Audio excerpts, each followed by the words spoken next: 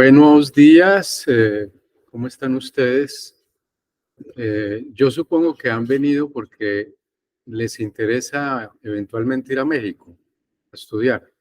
¿Han estado en México? ¿No conocen? ¿No? Ah, bueno. Lo que yo les voy a compartir es el resultado de alguna experiencia que yo tengo de haber vivido en México. Yo fui profesor invitado durante un año sabático de la Universidad Autónoma Metropolitana, sede Coajimalpa.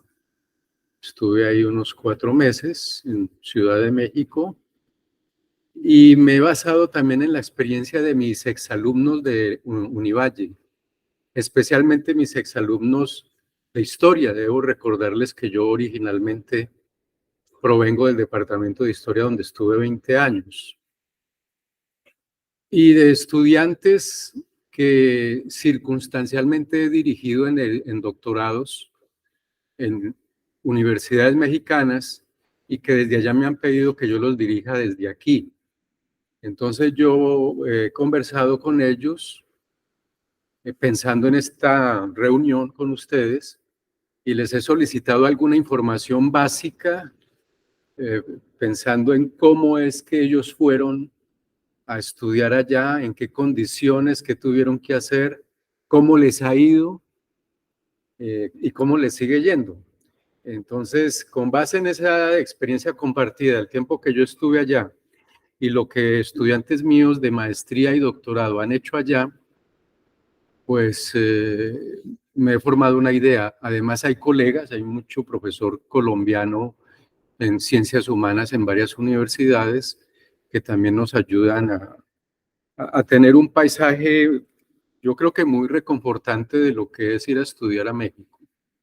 México, a diferencia de Colombia, bueno, si hacemos comparaciones vamos a terminar suicidándonos, pero México en comparación con Colombia pues tiene muchas más universidades, tiene muchas más instituciones públicas universitarias, que no son solamente universidades, sino centros de investigación que tienen programas postdoctorales, que por tanto pues tienen sus recintos de estudio y no son catalogados exactamente universidades, sino institutos o centros de investigación. Les voy a presentar, digamos, las más reconocidas instituciones que hay en México. Y es bueno que también lo sepan, que no hay que pensar solamente en Ciudad de México, que concentra la gran mayoría de esas instituciones, sino que también hay en provincia sitios a los que se puede ir. Por ejemplo, yo tuve un estudiante que se graduó de doctor en historia en la Universidad de San Luis de Potosí, otro que se graduó en la CIESAS de Mérida, Yucatán, y las experiencias que han tenido en provincia para ellos han sido buenas, les ha ido bien.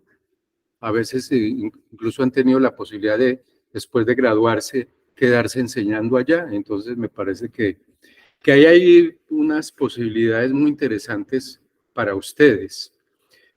Ahora bien, yo soy cuando tengo la oportunidad de hablar esto con mis estudiantes de pregrado, les recomiendo vivamente irse, porque pues ustedes saben, tanto como nosotros, que este es un país muy pobre, muy mezquino, que no tiene becas de nada, tiene pocas universidades públicas si se compara con México, con Brasil, con Argentina, y las pocas universidades públicas pues son paupérrimas, están cayendo, no hay presupuestos, y los programas de posgrado son programas privatizados dentro de las universidades públicas porque el costo de un semestre es altísimo para gente, para estudiantes que en pregrado estaban acostumbrados a pagar muy poco por una matrícula, pues el salto cuantitativo que se da cuando ingresan a maestría o doctorado es enorme y creo que no hay bolsillo que resista estudiar aquí en Colombia un doctorado. Me parece una locura. Y además, pues los beneficios que se obtienen no son tantos, ¿no? Si se compara con buenas bibliotecas, buenos archivos, buenas universidades en otros países, pues imagínense un estudiante de doctorado o de maestría aquí pagando de 5 a 8 millones semestrales y va a ir por un libro a la biblioteca, ya se lo llevó alguien de pregrado que paga mucho menos. Entonces, usted está pagando más por hacer maestría y doctorado, pero no tiene derecho a tener los libros que necesita para su maestría o doctorado, ni le brindan un espacio de investigador, un cubículo, cosa por el estilo, que le haga sentir que usted paga más que otros y que tiene más derechos que otros. Entonces, francamente me parece una tontería en las condiciones que está Colombia y en las que continuará, porque yo no creo que este gobierno se le ocurra gran cosa, quiera o no quiera, con los estudios postdoctorales en Colombia, pues yo creo que hay que irse. Yo lo que recomiendo es que se vayan y ojalá se amañen, ¿no? Y se puedan quedar un tiempo considerable que les permita además tener, si hay que regresar a un punto de comparación. Hay instituciones fundadas que son una mixtura de apoyo estatal, de apoyo privado, que tiene mucho que ver con la acogida a los inmigrantes en México. Por ejemplo, el Colegio de México es de origen español, son los migrantes españoles que salieron de la Guerra Civil Española a refugiarse en América, y llegó gente muy interesante, grandes intelectuales que decidieron fundar una universidad en Ciudad de México, que es el Colegio de México, que tiene, si no me equivoco, 2 sedes regionales. El Colegio de Michoacán, por ejemplo, a donde también suele ir mucho la gente a hacer estudios en ciencias humanas y ciencias sociales. Esta es la sede que queda en Ciudad de México. Ahí mismo, yo no sé si la flechita ayuda. Ah, no, la flecha yo la tengo aquí, pero no está allá. Aquí queda la librería del Fondo de Cultura, que es del Colegio de México. Entonces, lo muy curioso de ir al Colegio de México es una experiencia de reality. Es bueno también advertir esas cosas. El Colegio de México en la formación de posgrado es muy escolarizado, de mucho seminario intenso, o sea, el umbral de sufrimiento es alto, eso hay que advertirlo. Son 5 seminarios semestrales, entonces son 10 libros semanales que hay que leer y hay que escribir mucho. Y el estudiante se la pasa en ese edificio todos los 3 o 4 años. Yo he ido a visitar cuando voy a alguna actividad académica al Colegio de México, me encuentro con mis ex estudiantes que me dicen, yo no conozco nada, porque es del Colegio de México a la piecita que arrendó al frente. ¿Por qué? Porque el nivel de trabajo es altísimo en maestría y en doctorado. Son seminarios muy escolares, muy fuertes, de mucho aguante, de mucha resistencia, en que le suele ir bien al estudiante colombiano, porque el estudiante colombiano tiene fama de ser muy bueno en todas partes. Entonces, ahí se reciben las clases, ahí se desayuna, almuerza y come, porque hay cafetería estudiantil con precios módicos. Está la biblioteca central, está la librería del Fondo de Cultura, están las clases, está todo. Entonces, ¿a qué salen? No pueden salir. Por eso yo llamo que eso es todo un reality de 3 o 5 años. Y aquí hay experiencias, tengo colegas que hicieron sus doctorados en el Colegio de México, y lo que les van a contar a ustedes es que son 3, 4 años de un trabajo muy intenso y de un seguimiento muy fuerte al cumplimiento de la tesis. No se pueden atrasar, porque el director está encima de ustedes, hay cronogramas rígidos, nos vemos tal día, con tantos capítulos. Así es, así se trabaja en el Colegio de México. Bien. Hay algo en que se tienen que fijar cuando ustedes miren las páginas de las universidades mexicanas. Tienen que ver si los programas de maestría y doctorado tienen el reconocimiento SNP del Servicio Nacional, ya no me acuerdo de la sigla, Sistema Nacional de Posgrado se llama, el Sistema Nacional. Si están reconocidos por el Sistema Nacional de Posgrados, que es como lo que llamamos en Colombia la acreditación del ministerio, si están acreditados, entonces esos programas disponen de becas. Entonces es muy importante que uno se inscriba o quiera inscribirse en una maestría o en un doctorado que está reconocido, que está en el listado del Sistema Nacional de Posgrados, que eso se lo informa la misma página web de cada programa. Reconocido hasta tal año en el Sistema Nacional de Posgrados de México, porque eso quiere decir que esa institución tiene cupos, tiene becas que ofrecer para el estudiante que va a llegar. Entonces es muy importante eso. Este es una pequeña muestra de lo que es la UNAM, es uno de los sitios emblemáticos de la UNAM, con uno de los murales. La UNAM es, el profesor conoce la UNAM, la dimensión de la UNAM es como la mitad de Cali, ¿no? Dentro de la UNAM hay que coger buses, hay rutas de buses. Yo las primeras veces que vi me perdía y me cansaba. Cuando por fin llegaba al sitio, ya habían pasado 3 horas, yo ya tenía hambre, sueño. Cuando por fin encontraba el instituto o la biblioteca que yo iba a visitar, porque es enorme, es como desde aquí hasta las canchas panamericanas, es el campus, es un campus enorme, de lo que eran unos antiguos barrios de México, que los compró el Ministerio de Educación y eso se volvió el campus universitario, es enorme y hay que saber pararse dentro de la universidad donde pasa la ruta del bus que me va a llevar a ingenierías o la ruta del bus que me lleva a artes o me lleva al Instituto de Investigaciones Estéticas o a la Biblioteca Central, que es la Biblioteca Nacional. La UNAM pues tiene una oferta de maestrías y posgrados muy grande. Pues miren el listado, yo me puse a mirar qué ofrecen, entonces ustedes pueden ir pensando si se van a ir a hacer estudios de género o de filosofía pura o filosofía de la ciencia o en historia del arte o en letras, en fin, si van a buscar algo más interdisciplinario. Yo recuerdo que varios estudiantes me decían que ya estudié pregrado de filosofía, pero me gustaría ir a buscar antropología, hacer algo en otra, que me parece una buena decisión además, ir abriéndose laboralmente y profesionalmente a otra cosa. Y todo esto aparece reconocido en la página de la UNAM que hacen parte del Sistema Nacional de Posgrados, por tanto tiene cupos de becas.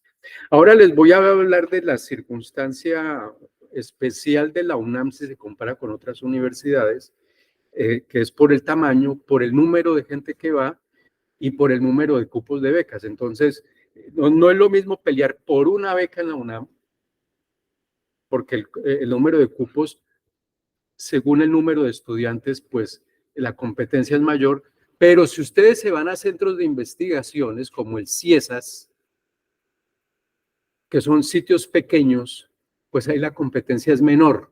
Entonces es más fácil conseguir la beca en pequeños recintos universitarios que en una cosa grandota en la UNAM, en que está yendo casi todo el país a estudiar allá, más los extranjeros. Entonces, lograr el cupo para la beca que otorga es más complicado, es más competida la cosa. Entonces, mi sugerencia es pensar en sitios como el Colegio de México, estudiar en el CIESAS, estudiar en el Instituto Mora, en fin, y no tanto pensar que está la UNAM y no más. Hay muchos sitios posibles. Esta es una de las sedes de la UAM. La UAM es como la versión colombiana de la Universidad Distrital. En el caso de Ciudad de México es que como es tan grande Ciudad de México, tiene más de 20 millones de habitantes, es muy difícil que la UNAM pudiese tener cobertura para las periferias de la ciudad, para los barrios pobres, para los barrios alejados del centro. Entonces, se inventaron una universidad, digamos, distrital, con 4 o 5 sedes, no me acuerdo, que están ubicadas geográficamente en las periferias de la ciudad, en barrios muy marginales. A veces es un poco extraño ver estos edificios y al lado unos barrios muy pobres. Es pensando en esa población estudiantil que le quedaría muy difícil entrar a la UNAM. Es como los que no pueden entrar a la Universidad Nacional en Bogotá, pues tienen la alternativa de ir a las sedes de la Universidad Distrital. Eso es la UAM, se llama Universidad Autónoma Metropolitana, y hay 3 o 4 sedes distribuidas en las esquinas de Ciudad de México. Y esta es la oferta de posgrados que hasta ahora encuentro yo en las sedes, ¿no? En la de Iztapalapa, en la de Azcapotzalco y de Xochimilco. Además de lo que ofrecen en Coajimalpa, que también hay doctorado en humanidades y estudios sociales.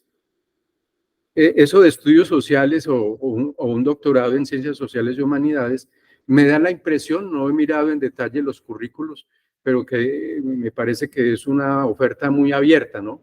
De que cualquier formación de pregrado cabe ahí en un doctorado o maestría en ciencias sociales y humanidades. Hay una universidad privada a donde han ido varios estudiantes míos, les ha ido bien, es privada, es costosa. En principio los estudiantes no la toman como una opción porque es la Universidad de los Andes en México, es costosísima, pero si se consigue la beca, pues es como si estuviese en una universidad pública.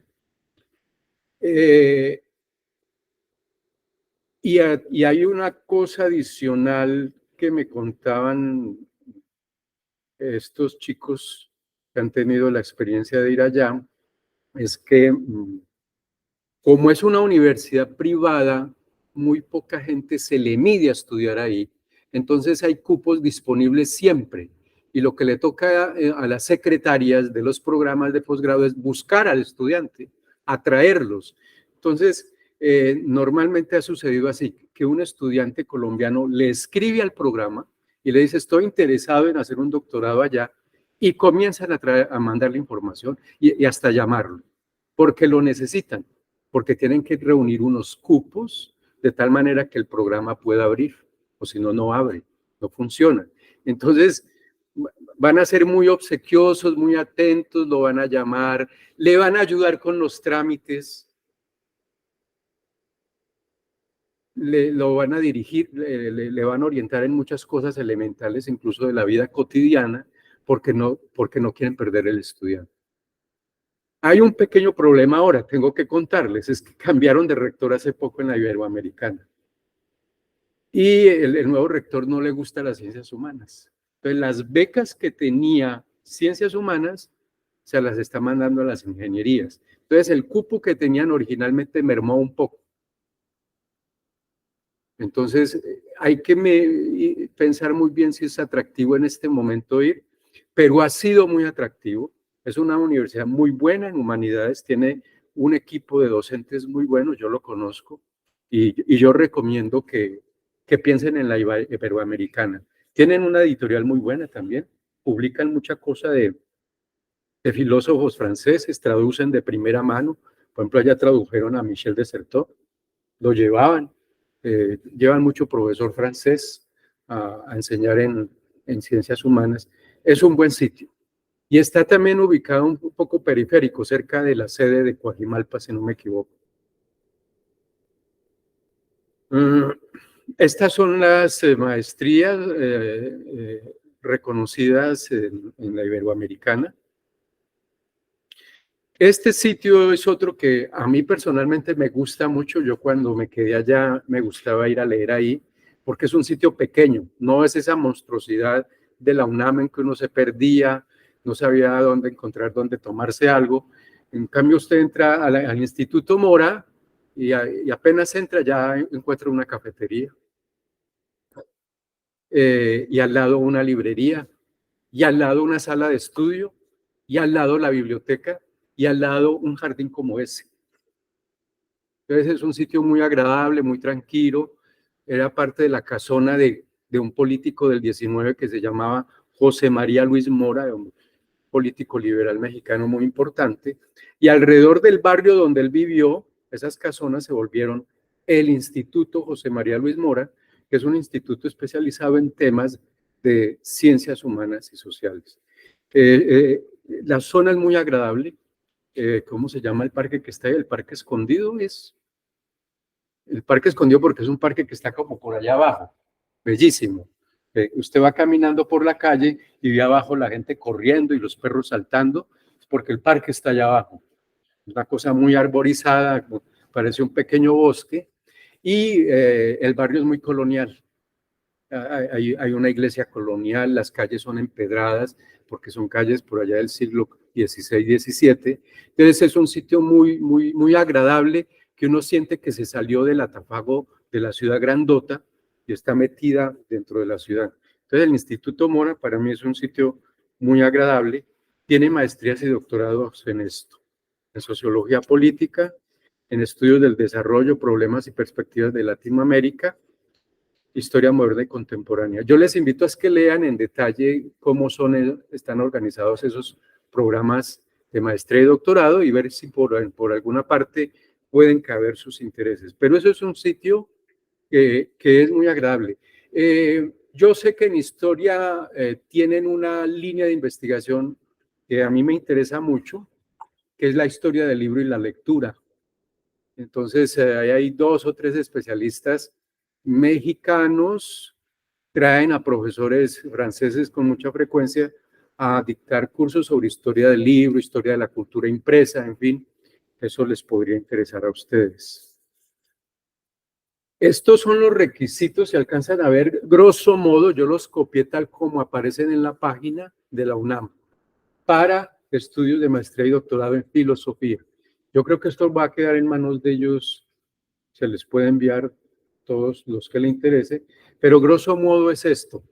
El consejo mío y lo que se suele hacer, aparte de cumplir con estos requisitos, es que si uno está interesado en hacer estudios de posgrado, donde sea, lo primero que hay que hacer es buscar el contacto con quien puede ser el director o la directora de tesis.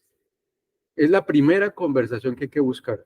Entonces, cuando ustedes abren la página de una maestría o de un doctorado, tienen que mirar quiénes son los profesores, cuáles son sus perfiles, sus trayectorias, sus libros, sus líneas de investigación y decir, ay, me gusta este. Ojalá no miren fotos, porque puede ser muy feo, muy fea, no sé, y entonces se asustan, ¿no? No, pues yo con él no estudio, pero le ven el currículo y dicen, yo quiero que me dirija este señor, o porque ustedes ya le han leído algo, entonces yo quiero ir a trabajar con fulana o fulano de tal. Ven el correo electrónico y le escriben, hacen un ejercicio de una carta de motivación. Yo, fulano de tal, estudiante colombiano del barrio Siloé, quiero irme a estudiar con usted. Yo he trabajado tal cosa, aquí me dirigió el profesor fulano de tal, a ver si usted me dirige. Puede que le diga que sí, puede que le diga estoy muy ocupado, puede que le recomiende otro, pero pueda que inicie una conversación y esa conversación es muy importante porque después va a venir en toda esta cosa legal, formal, una entrevista. Y usted en la entrevista puede decir, yo ya establecí contacto con fulano de tal. Ya me conoce el proyecto, me lo aprobó. Entonces ya uno va a la entrevista más seguro, no tanteando a ver si me van a recibir, si a alguien le interesa lo que yo hago. No, ya sabe que alguien de ustedes me dijo que sí, que venga a ver. Me animó incluso, porque eso puede hacer el profesor, animarlo. Sí, véngase, que aquí le ayudamos, aquí yo lo puedo dirigir, me interesa su tema.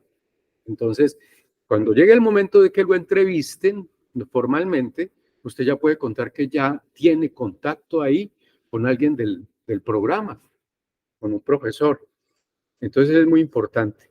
Entre esos trámites hay una cosa, hay universidades que le piden previamente el certificado de una lengua extranjera, previamente, o hay universidades que en el camino, ya ustedes inscritos, le hacen que cumpla con un examen de proficiencia en una lengua extranjera.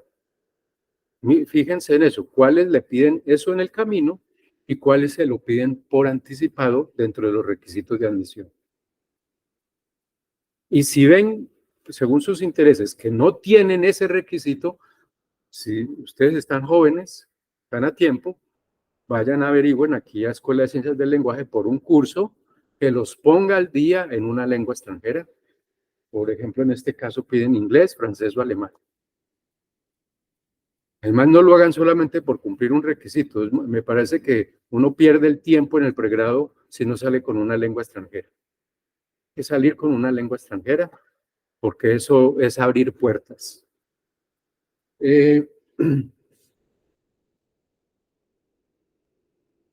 Hay un examen. El examen lo hacen en... todas estas universidades le hacen a uno una prueba escrita. La están haciendo virtualmente. Hay varias modalidades. La que más recuerdo es que les mandan a los estudiantes previamente, a los candidatos, unas lecturas en PDF. Tienen que hacer esas lecturas y le piden un ensayo para tal fecha. Antes de tal hora, ese ensayo tiene que haber llegado allá al programa. Y listo. Nadie se ha quejado de que por un ejercicio de escribir un ensayo no entró. ¿Sí? Entonces, vayan pensando en eso. Hay una cosa con los trámites que a ver si ya está acá. Es el certificado de notas y diploma colombianos. Eso es muy importante, que apenas se gradúen, ustedes saquen certificado de notas. Tengan el diploma. Y todo eso lo legalicen en notaría y luego lo apostillen. El apostillado es algo que coloca el Ministerio de Relaciones Exteriores, que es como legalizar al notario que le autenticó el documento. El apostillado es un sello adicional distinto al de la notaría. Después de llevar el papel a la notaría a autenticar, ese papel tiene que ir a un trámite de legalización ante el Ministerio de Relaciones Exteriores. Sin el apostillado, en el extranjero no le validan el sello notarial de la documentación. Eso es un costo, lo tiene de su platica. ¿Cuánto está costando un trámite de apostillado? De un documento de uno solo puede costar 50,000 pesos. Entonces vayan pensando que hay que tener con qué apostillar los documentos. Normalmente, ahora el apostillado, antes uno tenía que viajar hasta Bogotá con los papeles, ir por allá como a la calle 90 y algo, a que le apostillaran, a hacer filas.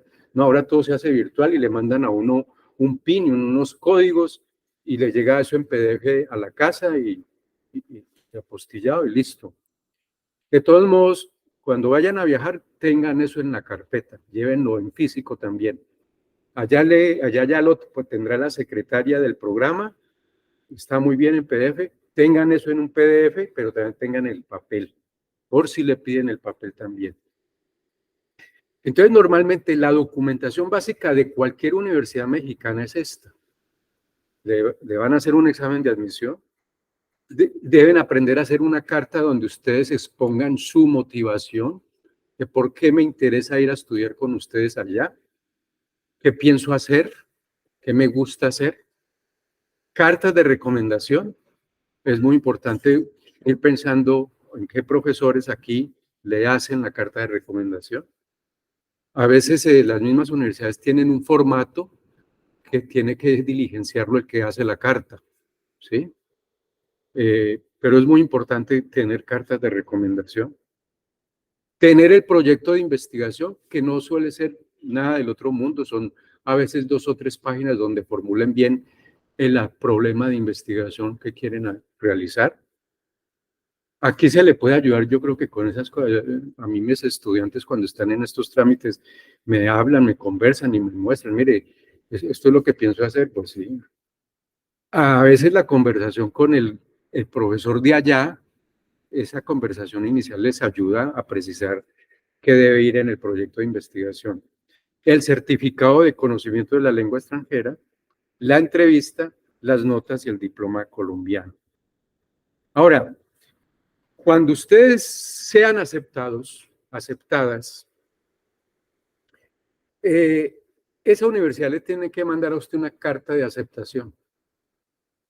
Con la carta de aceptación y con el listado de admisión en CONACYT, óigase bien, y el listado de admisión en CONACYT, Ustedes tienen que esperar que aparezca su nombre en un listado de CONACYT. CONACYT es lo que aquí era Colciencias, ¿sí? Consejo Nacional de Ciencia y Tecnología.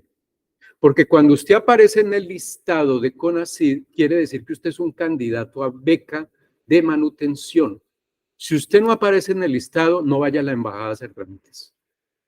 Cuando usted tenga la carta de aceptación y el listado de admisión de CONACYT, va con eso a la embajada. Entonces la embajada le va a dar fácilmente la visa de estudiante. Eso me lo han explicado varios de mis estudiantes que han tenido esa experiencia. Porque si no aparecen en la lista de CONACYT, la embajada les va a pedir que demuestren que tienen en su bolsillo, en sus cuentas bancarias, el dinero suficiente para irse para México. Y eso sí los mete en problemas. Porque a veces ustedes no tienen ni cuenta bancaria y, tienen que ir pensando en tener una. Y menos que tengan un monto mínimo que demuestre que tienen con qué irse a pasar unos primeros meses a México. Entonces, para evitarse ese problema y para que el asunto sea más expedito con la embajada, es que esperen a que aparezca su nombre en el listado de CONACYT. Ese listado llega a la embajada lo comprueba ya también. Pero es bueno que ustedes, si lo pueden copiar y llevarlo, lo lleven. Pero eso los va a librar de un problema que es tener que demostrar solvencia económica. Porque ya con eso la embajada dice, sí, usted va a recibir beca en México, no va a ser un problema para México. ¿Cuál es la mensualidad? Más o menos es de entre 15 y 18 mil pesos. ¿A cuánto equivale el peso mexicano? Como a 250 pesos colombianos. Entonces multipliquen. Esos son como 3 millones algo de pesos colombianos mensuales. ¿Ustedes están acostumbrados a recibir mensualmente 3 millones? Pues con eso se vive bien. No es gran cosa, pero uno vive bien en Ciudad de México con 3 millones de pesos mensuales. Esa es la manutención. ¿Sí? Pero, hay un pero, ¿no? Todo no es así tan bonito. Es que mientras usted llega, a usted no le van a dar de entrada la plata. Tiene que hacer unos trámites allá. Entre los trámites que tiene que hacer es tener tarjeta de residencia. Abrir una cuenta bancaria CONACYT, que con el listado de CONACYT usted, hay un tipo de cuenta bancaria que es cuenta bancaria CONACYT. A todo estudiante que tenga la beca CONACYT le abren la cuenta en cualquier parte porque es una cuenta de CONACYT. Es una cuenta para que CONACYT le gire a usted mensualmente su mensualidad, su estipendio. Entonces, todos me han contado que ese trámite es supremamente sencillo, hay que hacerlo. Entonces, mientras eso sucede, el consejo es que se vayan con platica, con ahorros, para pasar 2 o 3 meses difíciles, pero cuando le llega la plata, le llega retroactiva. Muchos hacen fiesta con la primera plática que les llega, porque después de pasar trabajos 3 meses, les llega el salario de 3 meses acumulados, pues hacen alguna fiestica, en algo gastan. Tendrán que pagar deudas también porque ya se han endeudado, pero también tiran su canita al aire y hay que celebrar pues porque ya está en el sistema, ya le está llegando la manutención y ahí está. Entonces, digamos que hasta ahí cosa pinta bien. A mí me parece que pinta bien. Entonces, vamos resumiendo esto en algunos consejos. Ya les he dicho, hay que tener un contacto previo con el posible director de tesis. Es muy importante que ojalá consigan alguien que los acoja, que no, yo no sé ustedes si están acostumbrados a viajar, a visitar otros países, pero es un poco intimidante llegar a una ciudad de 20 millones de habitantes, bajarse el avión y no saber para dónde coger. Ojalá alguien lo reciba. Y si no lo reciben en el aeropuerto, que por lo menos le dé la dirección y lo estén esperando con un caldito allá en la casa, ¿no? Y una colchoneta en el suelo. Y que dice, bueno, aquí se puede quedar 3 días mientras usted consigue algo. Pero llegar así sin saber para dónde coger, porque he tenido testimonios de de muchachos que les toca irse a buscar hotel de inmediato.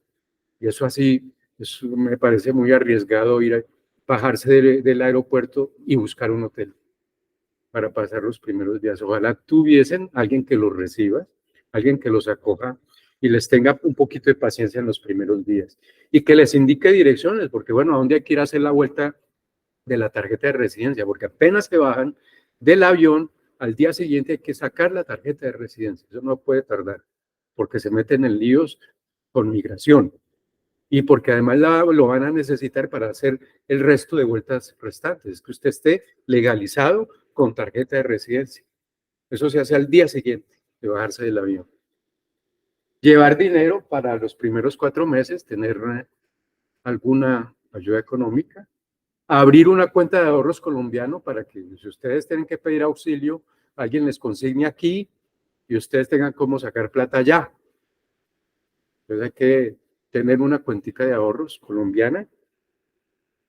Y después en el camino, cuando ustedes ya estén más tranquilos, familiarizados, sean buenos estudiantes, tengan buenas notas, les hayan aprobado el proyecto de investigación de maestría o de doctorado, pues ya ustedes están pensando en viajar, en que quiero ir a un congreso y presentar una ponencia en Uruguay. Mi investigación me pide volver a Colombia o ir a yo no sé dónde, averiguar en un archivo alguna cosa. Hay becas de movilidad. Entonces hay que estar pendientes de la jugada de cuando aparecen convocatorias para movilidad. Entonces, normalmente, si ustedes son lo suficientemente hábiles, van a tener la manutención mensual mientras hacen su maestría y doctorado y van a tener apoyos para movilidad. ¿Sí?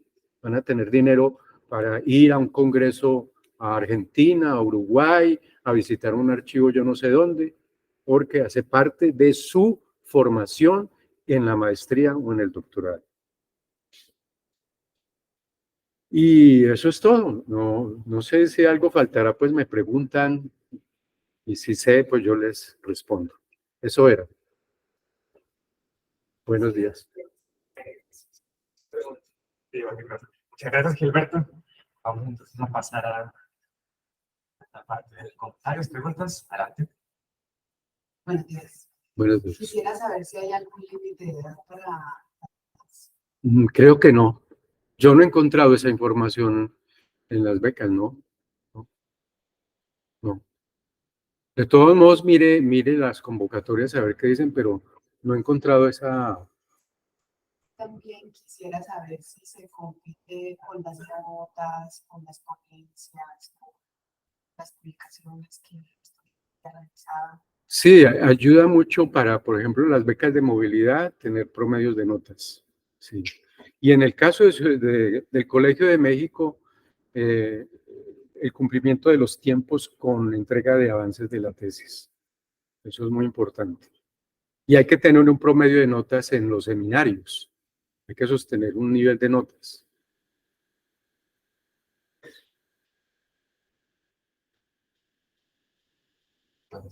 Es un poco respecto a no sobre la cuestión de edad, sino sobre la cuestión de las notas.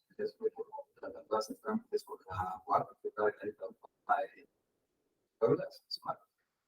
y ellos se van a enfocar, de hecho, más en el promedio de notas que hayas tenido a lo largo de la carrera, en especial en la UAP, en el promedio de notas que hayas tenido a lo largo de la carrera, que justamente en esto que, pues, claro, debe ser buena y lo que debe haber sido entregado en los tiempos estados, que es como lo han recomendado. Ellos en la escala te van a medir las notas de 1 a 10, pero en la escala de 1 a 5 te van a decir que pues, lo recomendable es que tu promedio esté por encima de 4. ¿Sí? Más cerca al 5 mejor. En las notas que trae de Colombia. Sí, eso se convierte en una escala de 1 a 10 que es como evaluando. Será un promedio por encima de 8. Mi pregunta es, ¿de qué forma las notas que tiene un estudiante en el pregrado determinan o generan mejores condiciones para concursar en un eventual posgrado, maestría? Bueno, siempre será así, un buen promedio de notas superior a 4 para nosotros es ayudarle a abrir las puertas en un proceso de admisión. Y ese promedio de notas, por ejemplo, superior a 4, que no tengo superior a alto o superior, también determina los estímulos que uno puede recibir. Usted, por ejemplo, hablaba del caso de los estímulos de movilidad para ir a investigar a otro lugar en la medida en que se estudia. Pero si eso ya son con las notas que obtenga en los seminarios allá. Ahí no afecta las notas que uno trae de pregrado. Para No, entiendo que no. Las notas que trae el pregrado es para el proceso de admisión. Para el proceso de admisión. Gracias.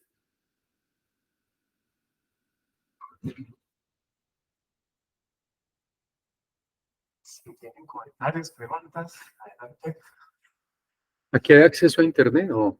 Es que se me olvidó un instituto que es muy importante, que es el CIESAS.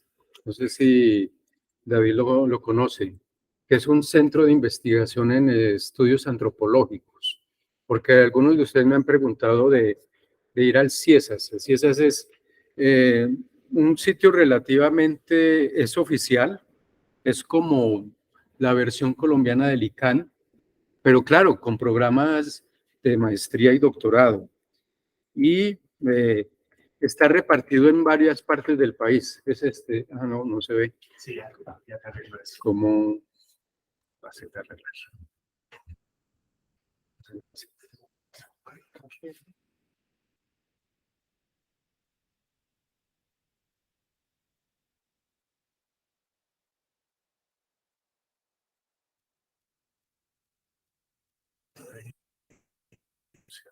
Ahí está.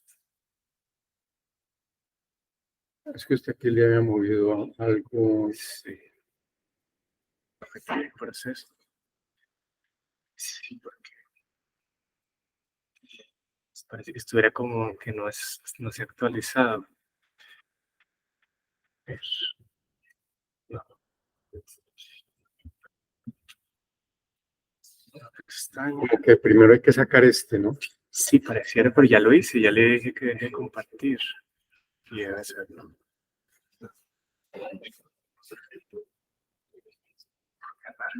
Que usted lo puso por aquí en algo que... No, esta es la grabación. Ah, Esta es la grabación. Voy a volver a hacerlo. O sea, lo que tengo que decir es dejar de presentar.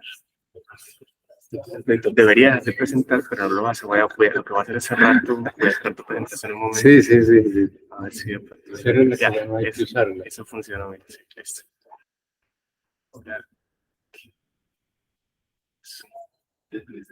El CIESAS. Sí, yo recuerdo que varios me han preguntado por estudios antropológicos y bueno, el CIESAS y la ENA, que es la Escuela Nacional de Antropología, que es la que sostiene el Gran Museo Antropológico de México, ahí se pudiera hacer doctorados en antropología y también tienen doctorados en historia, el CIESAS. Y el CIESAS tiene sede muy cerca del Colegio de México, en Ciudad de México, y tiene una sede en la península de Yucatán. Yo tengo un estudiante que se fue a la península, a la sede de Yucatán, le fue muy bien, porque además no tenía muchos competidores para las becas, porque casi nadie se va a estudiar a la península de Yucatán, porque eso es vivir como aquí, como a 40 grados, como vivir en Cartagena. Entonces, él se sintió muy cómodo, muy bien allá, sin competidores para las becas y casi mimado por los estudiantes, por los profesores de allá. Entonces, el CIESAS es un buen sitio y hay una muy buena tradición de estudios antropológicos en México. Entonces, averigüen también por el CIESAS que les puede interesar.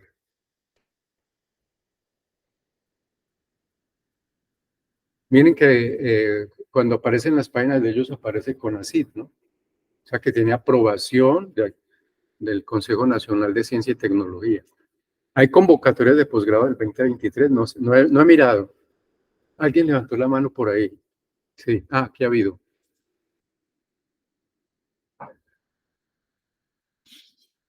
Por compartir con nosotros todos estos elementos que son pues fundamentales.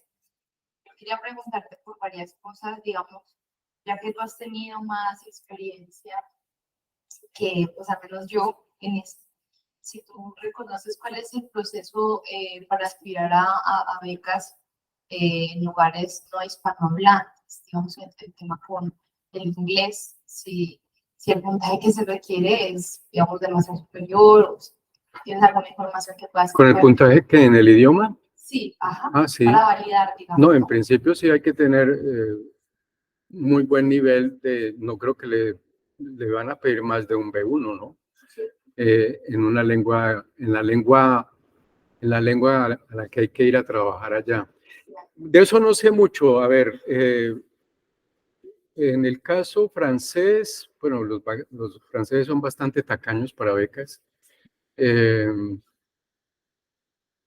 Hay que tener un buen nivel. Creo que hay que hacer la prueba DALF, se llama así. El DELF, ¿verdad? Que son 4 pruebas, son un examen de las 4 habilidades, ¿no? De escucha, habla, lectura y escritura. Con eso, si se pasa esa prueba, se puede ir a estudiar fácilmente a cualquier universidad de Francia. Ya no se puede ir a estudiar a cualquier universidad francesa porque las universidades públicas francesas hasta hace poco cobraban por la anualidad. Todavía algunas cobran esa anualidad, se paga anualidad, no semestre, de 250 euros, multiplican 250 euros por 5.000 pesos. ¿Cuánto es más o menos? No son 250 euros, ¿cuánto es? Como 750.000 pesos, como 750.000 pesos la anualidad del doctorado. Es muy barato, eso era muy barato. ¿Ah? ¿Ah? 1.300.000. ¿1.300.000? ¿Tanto? Ah, sí. Entonces ese millón algo es lo que cuesta un doctorado en Francia. Anualmente, ¿no? No semestralmente. Entonces, mucha gente dice, prefiero irme a hacer un doctorado en Francia así, a una universidad que me cobre esa anualidad, que ir a los Andes donde me van a cobrar 20 millones. Lo que no me gasto en 20 millones me lo gasto en la manutención en Francia. Porque Francia no da becas. Tal vez en el camino se consiguen residencias universitarias que le cobran una cifra más bien simbólica, pero eso cambió mucho. Ahora hay universidades públicas que están cobrando 3.500, 5.000 euros la anualidad. Entonces, y públicas. Entonces, es como para que no vayamos más por allá. Los alemanes, yo creo que hace falta tener un contacto en el DAT, aquí enseguida con la Facultad de Ciencias Sociales y Económicas, encontrar a alguien que sepa del DAT, que es un convenio que tienen allá con Alemania, que puede servir para hacer estudios de posgrado en Alemania. Y creo que hay una ventaja relativa de ir a Alemania, que las universidades públicas todavía mantienen esa cifra, algunas de 250 euros la anualidad, y la ventaja relativa de que se puede ir con un nivel de inglés, y allá en el camino resolver el problema del alemán. Esa es una alternativa, pero yo creo que hay que buscar a alguien que tenga vínculos con el DAD en la Facultad de Ciencias Sociales y Económicas que nos cuente mejor cómo funciona eso. Sé de muchachos de sociología y de economía de aquí que se han ido y se han quedado en Alemania yéndose así, en el caso alemán. Otra cosa es a cuántas universidades podemos postular, cuántas veces. No, las que puedan, porque pues uno no puede anidar en un solo lado, 2 o 3, yo diría en el caso mexicano, 2 o 3 a ver dónde responden. Y después yo he tenido pues muchachos así que quedan admitidos en 2 sitios y preguntándose para dónde me voy. Pero es mejor estar así que no lo reciban a uno en ningún lado. Y lo último es el tema de la propuesta de este grado, que ya hay que ir con una, ¿no? Sí, sí, Eso es importante. sí. La pregunta sería, por ejemplo, cuando la maestría es diferente de filosofía, yo no he hecho su pregrado, pues, he hecho su monografía en algo filosófico, así. Como, sí, ¿cuál sería su sugerencia para plantear el proyecto de maestría, teniendo en cuenta que es otro enfoque? Bueno, es muy importante que haya sucedido haciendo el trabajo de pregrado. Si el trabajo de pregrado le ayudó a preguntarse asuntos que se salían estrictamente del campo filosófico, eso no lo vean como una dificultad, un problema, sino como una ganancia. Es decir, que ven que ese problema filosófico que abordaron en el pregrado tiene una dimensión antropológica, una dimensión historiográfica, pues vean eso como una posibilidad y no como un ruido que les entró en la tesis, y entonces aprovechen eso. Ahí es muy importante saber conversar con quien les dirige acá, y esa persona les sabrá decir, eso espera uno, les sabrá decir, pues, ¿por qué no se lanza a otra cosa que puede ser historia de las ideas? ¿Por qué no? O antropología, o ciencia política, o los que hacen trabajos en filosofía política, pues creo que están a un paso de hacer estudios de ciencia política. Y eso hay mucho en ofertas de posgrados en México. Gracias. Pero laboralmente yo recomiendo mucho que haya algo interdisciplinario, que no se queden en filosofía, en pregrado, en filosofía, en maestría.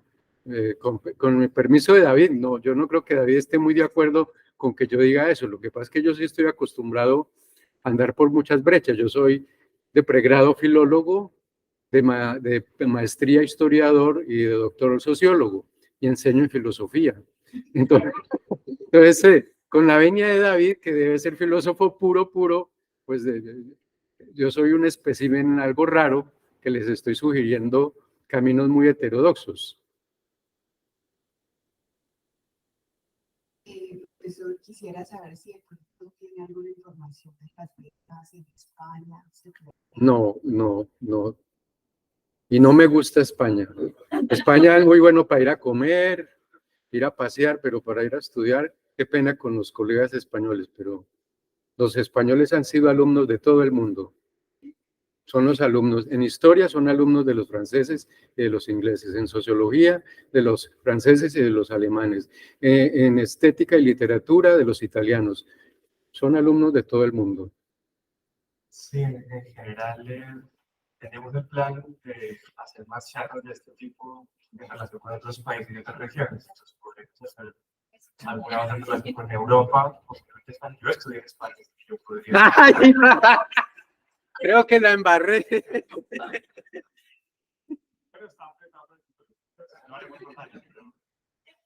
Es que yo recuerdo que en la Nacional había un chiste con respecto a la filosofía española. Cuando nos ponían a leer a Ortega y Gasset decían, claro que pensar en filósofos españoles es como pensar en toreros alemanes, ¿no? Ese era el chiste que hacían con los españoles. Pero bueno. Entonces yo sugiero que nos concentremos hoy en México, que es nuestro foco. México lindo y querido. Sí. Y en relación con México, Gilberto, quería sugerirte que busquemos por un momento la página del Instituto de Investigaciones Filosóficas de la UNAM, que ese es un lugar especialmente relevante para nuestra audiencia, ya que la mayoría supongo que son filósofos. Yo lo conozco, estuve un tiempo haciendo una estancia en el instituto y les cuento un par de cosas al respecto. La primera es que los profesores de nuestro departamento aquí en Univalle tienen muy buenas conexiones con ese lugar, con el Instituto de Investigaciones Filosóficas de la UNAM, y tienen conexiones en diferentes áreas de la filosofía, cosa que pues, podría tener mucho provecho para ustedes. Eso por un lado, y en segundo lugar, resulta que como en el instituto hay unos estudiantes de posgrado que tienen una posición especial, que se conoce con el nombre de estudiantes asociados.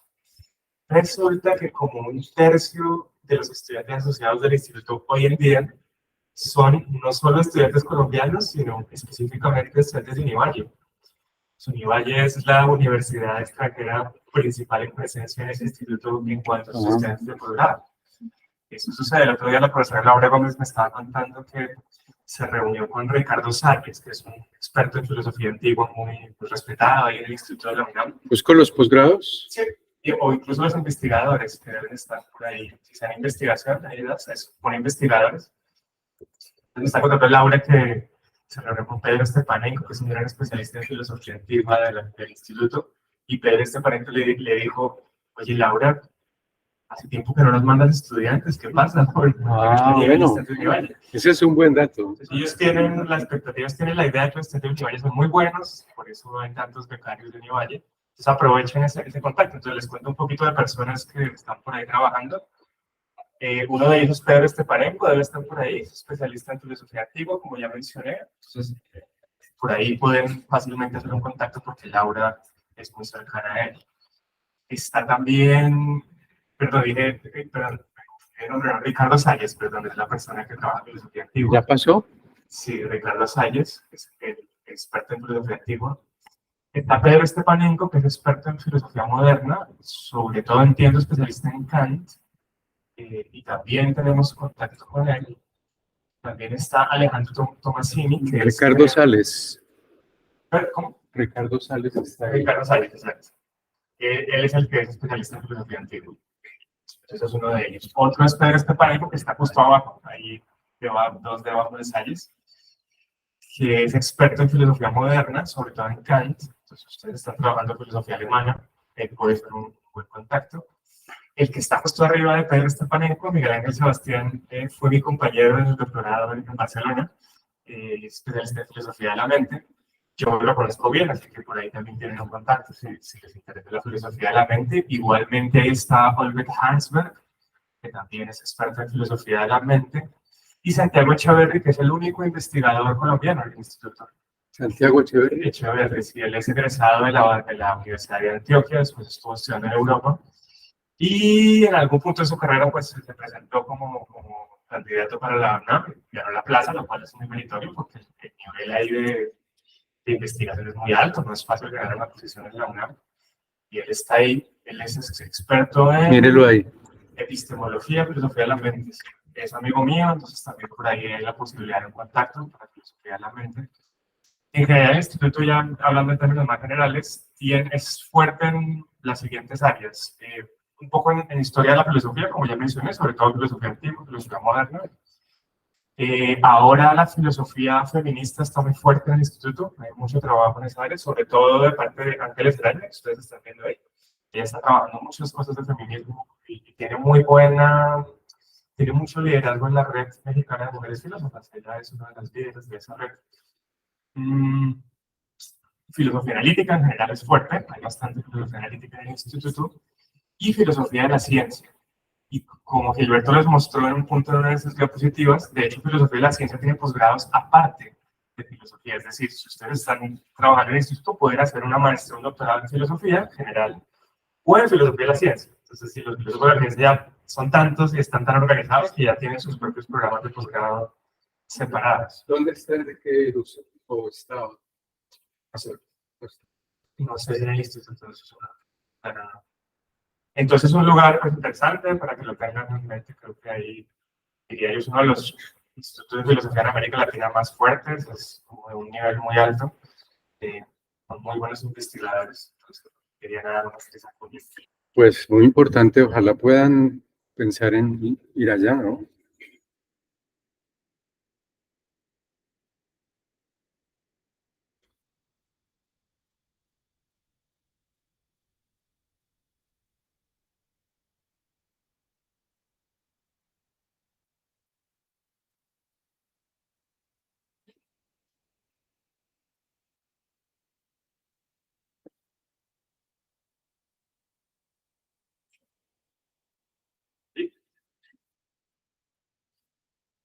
Ah, yo conozco a esta profesora, Aurelia Valero.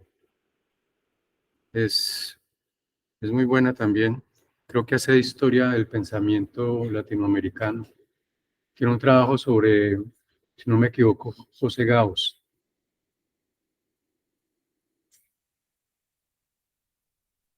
tenemos un comentario más. Una pregunta, esa posibilidad de hacer directamente el doctorado, digamos, ¿usted qué considera sobre eso? Que uno haciendo recién su pregrado y tal, pues recién graduado, está esa posibilidad de hacer de una vez el doctorado. ¿Cómo funciona eso? Creo que depende de las universidades. Hay universidades que la van a admitir en el doctorado, pero tienen que hacer allá mismo la maestría.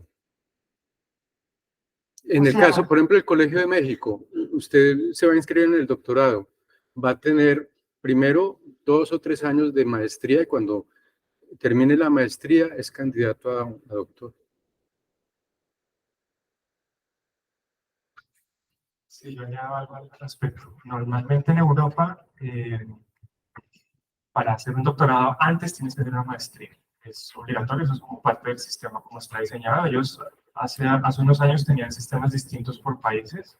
Francia tenía su sistema, Alemania suyo, pero eso era un poco caótico y al final lo unificaron y crearon una cosa que se llama el programa Bolonia, que es como una normatividad de toda la Unión Europea. Y entonces, tal como es hoy en día, la maestría es prerequisito para el doctorado. Los doctorados son de 3 años y las maestrías pueden ser de 1 o 2 años dependiendo del programa. Entonces ahí es obligatorio hacer maestría antes del doctorado en cualquier país de Europa. En Norteamérica, en cambio, en Estados Unidos y en Canadá, lo habitual es no hacer maestría. Los programas de doctorado están hechos para que los estudiantes pasen directamente del pregrado al doctorado, pero los doctorados son bastante más largos. Pueden tardar 5 o 6 años, justamente porque un poco cubren lo de la maestría, en el sentido de que suelen tener cursos básicos de formación antes de que el estudiante pase al punto en el que hace un proyecto de tesis doctoral. Entonces, en esas 2 regiones es como muy claro que en Norteamérica no se hacen maestrías, en Europa sí es obligatorio, y creo que en América Latina, como señalaba Gilberto, es un poquito más sui generis, ¿no? Depende un poco del país, la región, la universidad, ahí sí depende mucho. Pero a veces aquí incluso se hacen doctorados directamente, incluso nosotros tenemos doctores aquí en el departamento que no hicieron maestría.